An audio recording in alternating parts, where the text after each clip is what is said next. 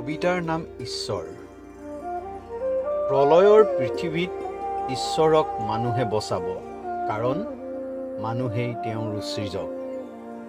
আজি ধ্বংসৰ সকলো শক্তি যাৰ, ৰক্ষাৰ সকলো শক্তি তাৰ। এখুদমান এটা ভাইৰাছ ৰক্তবীজৰ বংশৰ। মাৰণ আৰু তাৰণৰ খেলখনৰ সিয়েই অদেখা ঈশ্বৰ।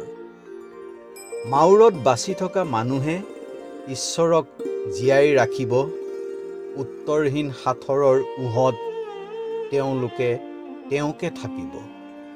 আত্মম্ভৰি অহংকাৰ আকৌ সভ্য হ'লে দোষ জাপিবলৈ মানুহক এজন ঈশ্বৰ লাগিব। আত্মম্ভৰি অহংকাৰ আকৌ সভ্য হ'লে দোষ জাপিবলৈ মানুহক এজন ঈশ্বৰ লাগিব। যদিও আজি শূন্য ঈশ্বৰৰ ঘৰ, শূন্য আল্লাৰ দৰবাৰ, শূন্য গীৰ্জাঘৰ।